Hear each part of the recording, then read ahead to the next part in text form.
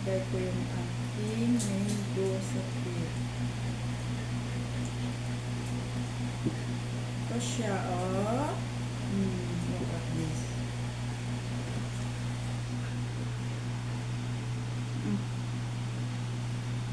Tapos, maglagay ako ng candle. Tapos, sabay, glue. Tapos, hindi ako kasi mag-glue ako. Video yan, Ika. Dapat pa yung ito. Wait mo na tapat. Yun. Ito ay mag-buglo. Start naman tayo sa pagbuglo. Iba naman ito. Okay.